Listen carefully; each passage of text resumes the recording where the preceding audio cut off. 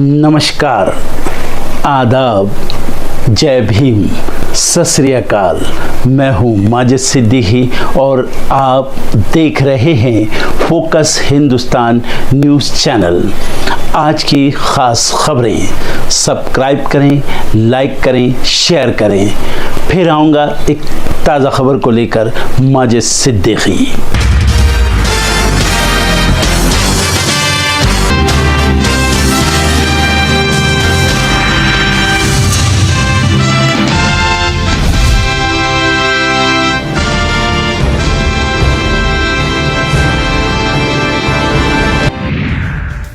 संसद में आज भी हंगामे के आसार। वन नेशन वन इलेक्शन को लेकर विपक्ष करेगा हल्ला बोल। संसद के अंदर और बाहर होगा प्रदर्शन। यूपी में नए सिरे से जमीन तैयार करने में जुटी कांग्रेस पार्टी आज संभल समेत कई मुद्दों पर विधानसभा का करेगी घेराव। जम्मू कश्मीर के सीएम उमर अब्दुल्ला आज दिल्ली आएंगे, अमित शाह से करेंगे मुलाकात।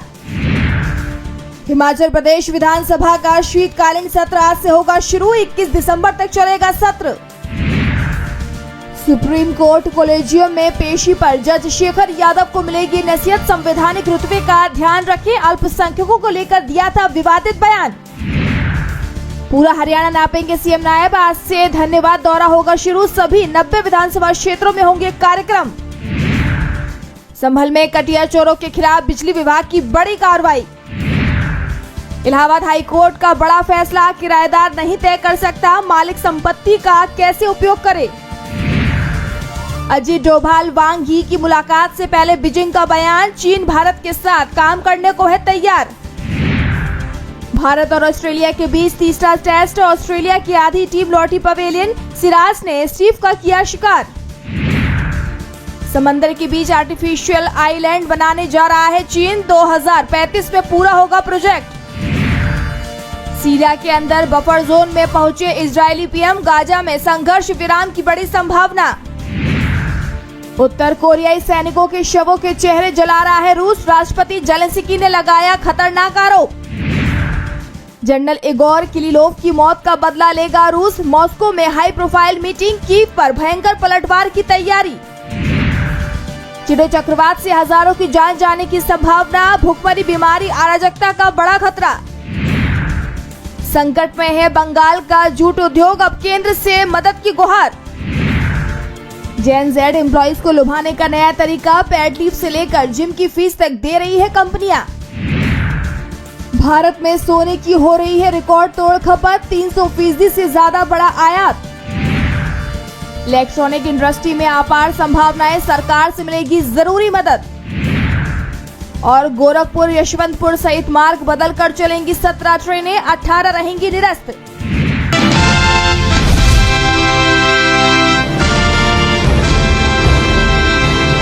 केंद्र सरकार ने लोकसभा में one nation one election bill पेश कर दिया है। लोकसभा में मंगलवार को one nation one election bill के वोटिंग का दिन था, लेकिन वोटिंग में भाजपा के 20 से ज्यादा सांसद अनुपस्थित रहे।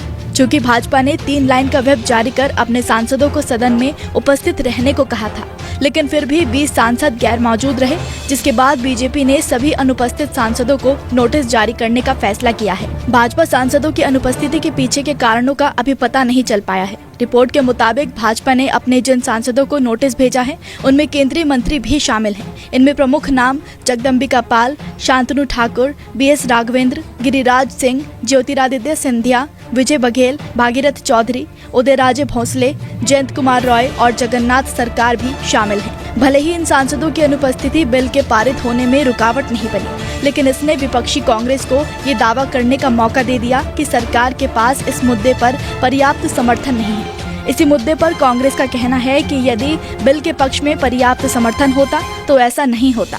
कांग्रेस सांसद मनिकम टैगोर का कहना है कि सरकार जरूरी साधारण बहुमत भी नहीं जुटा पा रही है, तो फिर उसे 2/3 मत कैसे मिलेगा। सरकार ने कहा कि इस पर व्यापक विचार विमर्श के लिए इसे संयुक्त संसदीय समिति यानी कि JPC के पास भेजा जाएगा। तो वहीं विधेयक को पेश किए जाने के पक्ष में 269 वोट मिले, जबकि विरोध में 198 वोट पड़े।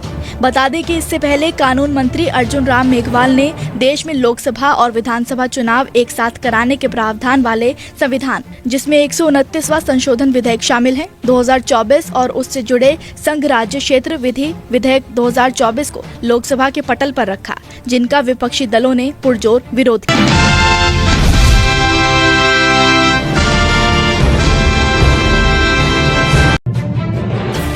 लखनऊ में इस्लामिक सेंटर ऑफ इंडिया में एक स्वागत समारोह आयोजित किया गया, जिसमें जमात इस्लामी हिंद के राष्ट्रीय अध्यक्ष और all India Muslim personal law board के उपाध्यक्ष सैयद सदातुल्लाह हुसैनी का स्वागत किया गया। ये कार्यक्रम इमाम ईदगाह मौलाना खालिद रशीद फरंगी महली की मेजबानी में हुआ। अपने संबोधन में सैयद सादतुल्लाह हुसैनी ने भारतीय मुस्लिमों के सामने आ रही चुनौतियों का जिक्र करते हुए मौजूदा समय को ऐतिहासिक और नाजुक दौर बताया। उन्होंने भरोसा जताया कि सबसे कठिन परिस्थितियां भी दूर की जा सकती है। उन्होंने इस बात पर जोर दिया कि इस्लाम के बारे में फैली गलतफहमियों को दूर करने और सकारात्मक जनमत तैयार करने के लिए दीर्घकालिक उपायों की आवश्यकता है।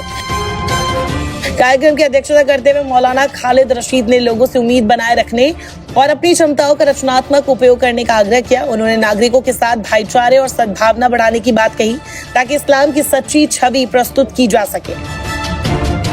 हाल ही में मुस्लिम समुदाय के खिलाफ हुए विवाद, मस्जिदों को लेकर विवाद, वक्फ बोर्ड को लेकर विवाद, कई तरह के विवाद देश में सामने आए हैं। ये सभी विवाद भारतीय मुसलमानों के लिए गंभीर चुनौतियां बनकर उभरे हैं। इन विवादों ने न केवल समुदाय के अंदर चिंता और असुरक्षा की भावना को बढ़ावा दिया है, बल्कि समाज में विभाजन और ध्रुवीकरण को भी तेज कर दिया है। ऐसे समय में ये कार्यक्रम महत्वपूर्ण बन जाता है, क्योंकि ये न केवल मुस्लिम नेतृत्व को सामूहिक रूप से सोचने और समाधान निकालने का मंच देता है, बल्कि समुदाय को अपने अधिकारों के लिए खड़े होने और समाज में सकारात्मक योगदान देने के लिए प्रेरित करता है।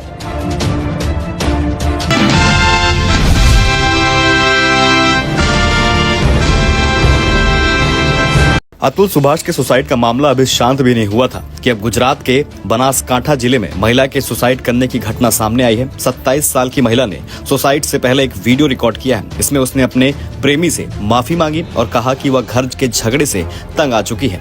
महिला ने अपने आखिरी संदेश में कहा है कि मैं गलत कदम उठा रही हूँ, तुम शादी कर लेना और खुश रहना। बनासकांठा के पालनपुर में सुसाइड की घटना ने सभी को स्तब्ध कर दिया है। महिला के सुसाइड करने की जानकारी सुबह तब मिली जब उनकी बहन जागी। पुलिस को महिला के मोबाइल से वीडियो मिला है। पुलिस ने अज्ञात के खिलाफ आत्महत्या के लिए उकसाने का मामला दर्ज किया है। पुलिस का अनुमान है कि महिला ने आखिरी कॉल अपने प्रेमी को की थी।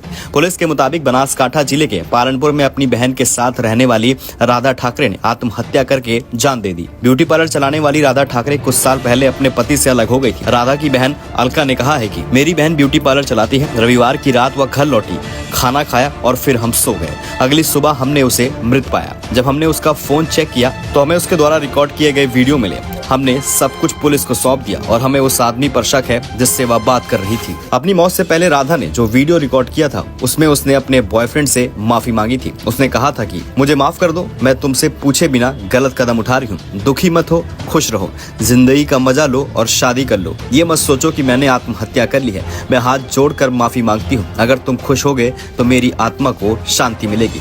मैं काम और जिंदगी से परेशान हूँ, इसलिए ये कदम उठा रही हूँ। आपको बता दें, आखिरी रिकॉर्ड की गई बातचीत में राधा उस आदमी की एक तस्वीर मांगते हुए सुनाई दे रही है। उसके परिवार ने कहा है कि वह उस आदमी से फोटो मांग रही थी, लेकिन वह नहीं भेज रहा था। रिकॉर्ड की गई कॉल में वह कहती सुनाई दे रही है, देखो अगर 7 बजे तक मुझे फोटो नहीं मिली तो क्या होगा। पुलिस महिला की आत्महत्या के पीछे के कारण और उसके अपने वीडियो में माफी क्यों मांगी, इसका पता लगाने की कोशिश कर रही है और इसके पीछे कौन है जिसने आत्महत्या के लिए उकसाया, ये भी पुलिस अब पता कर रही है।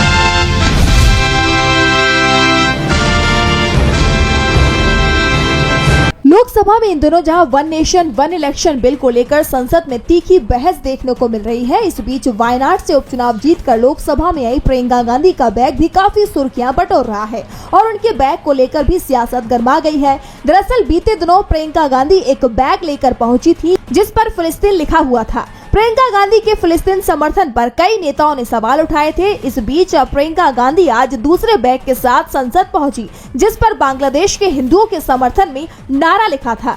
बैग पर लिखा था, बांग्लादेश के अल्पसंख्यकों के साथ खड़े हों।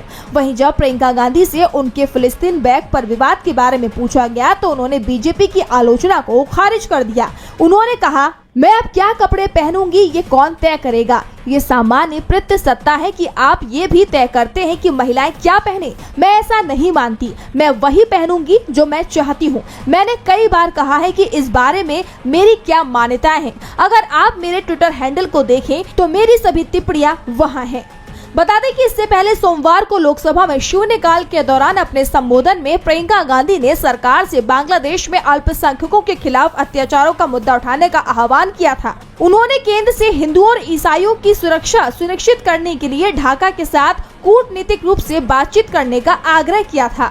बता दें कि संसद के बाहर आज प्रियंका गांधी के साथ अन्य विपक्षी सांसद भी इसी तरह का बैग लेकर एकजुट होकर नजर आए और विरोध करते हुए दिखे। ऐसे में देखना होगा कि आने वाले समय में विपक्ष संसद में बांग्लादेश का भी मुद्दा उठा सकता है।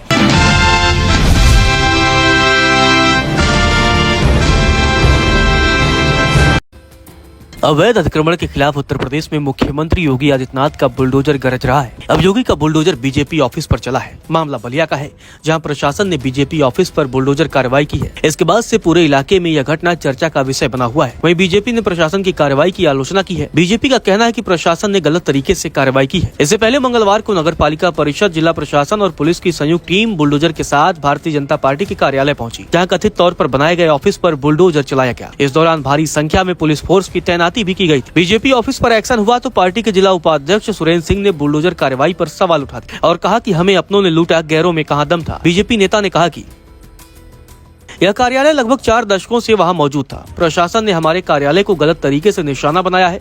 यह अतिरिक्त जिला मजिस्ट्रेट और सिटी मजिस्ट्रेट द्वारा भ्रष्टाचार और बेईमानी का एक बेहद अफसोसजनक कारनामा है। बुलडोजर कार्रवाई पर सवाल उठाते हुए सुरेंद्र सिंह ने आगे कहा कि मैं पार्टी के काम से जिला कार्यालय गया था, तभी लोगों ने बताया कि कार्यालय टूट गया है, सरकार के लोगों ने तोड़ा है। इसके पहले कोई नोटिस भी नहीं दी गई। जब से यह इंदिरा नगर मार्केट है तब से अपना कार्यालय भी है। सपा सरकार के समय भी कार्यालय तोड़ा गया। मैं धरने पर बैठा तो समाजवादी पार्टी की सरकार ने 1 हफ्ते में पुनः कार्यालय बनाकर दिया। अपनी सरकार के खिलाफ धरने पर बैठने के सवाल पर उन्होंने कहा कि अपनी सरकार के खिलाफ धरने पर क्या बैठना, हमें तो अपनों ने लूटा, गैरों में कहां दम था। मेरी कश्ती वहीं डूबी जहां पानी कम था। बीजेपी नेता ने जिलाधिकारी की कार्यशैली पर भी सवाल उठाए और कहा कि अतिक्रमण अभियान ठीक नहीं चल रहा है। इससे क्या होना था, जाम भी नहीं लगना था। यहाँ के जिलाधिकारी की कार्यशैली अच्छी नहीं है। सारे अधिकारियों ने बताया कि डीएम साहब ने कहा कि कार्यालय तोड़ दो। जिलाधिकारी से 4 दिन से समय मांग रहा हूँ, लेकिन मिल नहीं रहे हैं। इस कार्यालय में बहुत से नेता बैठते थे। सपा सरकार के समय आंदोलन की रणनीति यही बनती थी। बसपा से भी लड़े और कार्यालय को खाली नहीं होने दिया। कार्यालय अगर बन जाएगा तो समझ लेना कि लोकतंत्र है। इससे पहले 1 सप्ताह के भीतर भाजपा कैंप कार्यालय को हटाने के लिए जिला प्रशासन और नगर पालिका प्रशासन 2 बार गया था, लेकिन भाजपा के जिला उपाध्यक्ष सुरेंद्र सिंह के विरोध के चलते उन्हें बैरंग वापस लौटना पड़ा था। आखिरकार मंगलवार को प्रशासन ने बीजेपी ऑफिस पर बुलडोजर चला ही दिया। वहीं बताया जा रहा है कि मंगलवार को अतिक्रमण हटाओ अभियान की टीम चित्तू पांडे इलाके के इंदिरा मार्केट में स्थित भाजपा कैंप कार्यालय पर पहुंची और बुलडोजर से ध्वस्तीकरण शुरू कर दिया। एसडीएम राजेश कुमार ने बुलडोजर कार्रवाई की पुष्टि करते हुए कहा कि अतिक्रमण को नियमित कार्रवाई के तहत हटाया गया है।